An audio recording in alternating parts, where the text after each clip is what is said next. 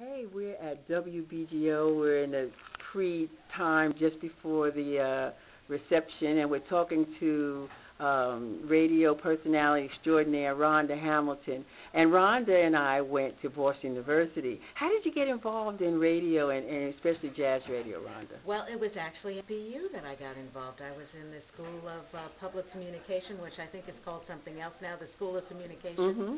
And I was actually studying filmmaking, and I took an internship at a radio station because that was the only thing that I could find at the time, working in news at WBCN. A lot of people will remember that.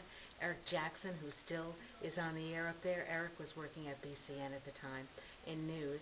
And it was at Eric's wedding that I met a guy named Charlie Perkins who worked at WBUR. And he said, oh, we're looking to expand our jazz program. Do you know anything about jazz? And I was like, oh, yeah, sure.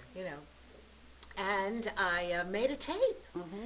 and they hired me. And Charlie ended up eventually being on the board of WBGO. But that's how I started in radio. Never had any intention of doing it, but it was at BU. I did my first show my senior year on the weekends. I used to do like Saturday and Sunday mornings from 6 until 9 a.m. So Charlie was the one who hired me for my first job. And I thought I knew about jazz. I did know a little bit about the music.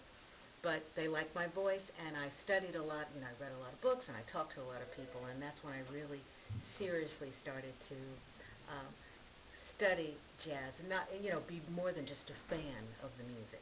Now, you probably have some wonderful stories over I guess, your illustrious career. We won't say zip many years, but you were telling me you share a birthday with this person that's behind you in Dee the Dee picture. Bridgewater, yes, it's one of our beautiful photographs here that you have put on display for your exhibit.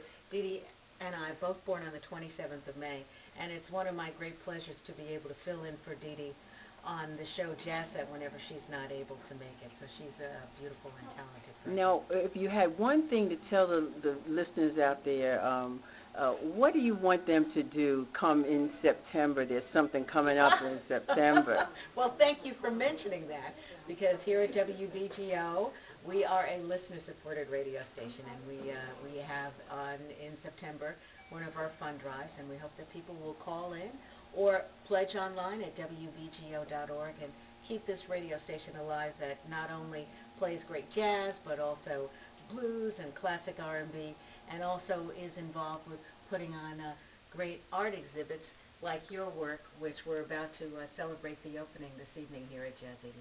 Thank you so much, Rhonda. Okay, thank you.